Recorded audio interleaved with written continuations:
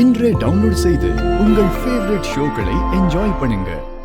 யாரு யாரு என் மாமாவை டிஸ்சார்ஜ் பண்ணி ஹாஸ்பிடல்ல இருந்து கூட்டிட்டு வந்தது யாரு? இப்ப எதுக்கு கத்திட்டு இருக்கீங்க?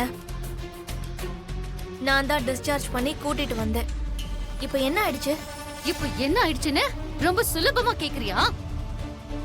ஹாஸ்பிடல்ல இருக்கிற வசதி எல்லாம் இந்த வீட்ல இருக்குமா? என் மாமாவுக்கு ஏதாவது ஒண்ணுனா யாரு ரெஸ்பான்சிபிலிட்டி? யாரு?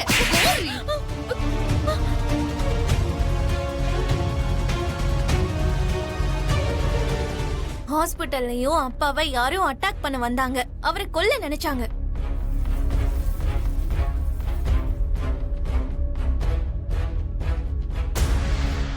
அங்க இருக்கிற டாக்டர் வந்து எங்க ஹாஸ்பிடல்ல இவரை வச்சுக்க முடியாது, வேற ஏதாவது ஹாஸ்பிடலுக்கு தூக்கிட்டு போயிடுங்கன்னு சொல்லிட்டாரு.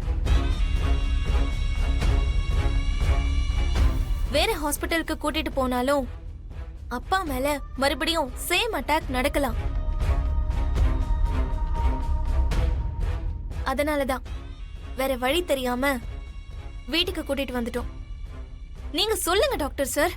ஆமா மேடம், ஹாஸ்பிட்டல் பேரு கெட்டு போயிடும், நீங்க டிஸ்சார்ஜ் பண்ணி கூட்டிட்டு போங்கன்னு எங்க டீன் தான் சொன்னாரு. மெடிக்கல் சப்போர்ட் வேணும்னு பூமி கேட்டதுனால அதை கொடுக்கறோன்னு சொல்லிட்டாரு. அதனாலதான் நான் வந்தேன். அவரை நல்லபடியா பாத்துக்கோங்க. இவ்ளோ நடந்திருக்கா? எனக்கு இதெல்லாம் எதுவுமே தெரியாதே. எனக்கு முன்னாடியே சொல்லிருக்கணும்ல.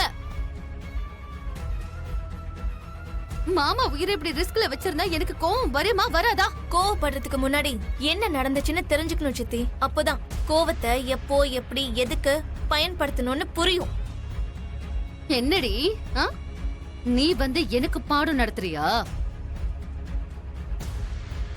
ஓ, கேபி சொன்ன மாதிரி நான் இந்த வீட்டு வாரிசு ஆயிட்டேன். இந்த வீட்ல நான் வச்சதுதான் சட்டம், நான் சொன்னதுதான் எல்லாரும் கேட்கணும்னு நினைக்கிறியா? அது எதுவும் நடக்காது.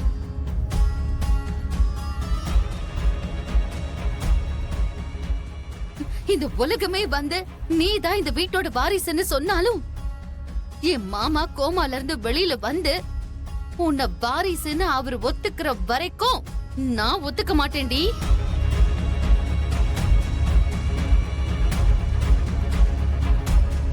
அது வரைக்கும் இந்த வீட்ல நான் வச்சதுதான் சட்டம்.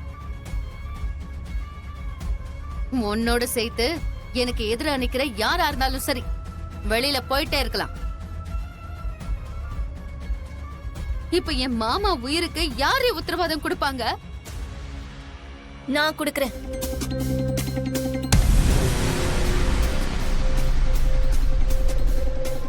அப்பாவுக்கு எதுவும் ஆகாம அவரை பத்திரமா நான் பாத்துக்கிறேன். போதுமா? சரிடி. அவருக்கு மட்டும் ஏதாவது ஒண்ணு ஆச்சு, அதுக்கப்புறம் உன்னை என்ன பண்ணணும்னு எனக்கு தெரியும். ஞாபகம் வச்சுக்கோ.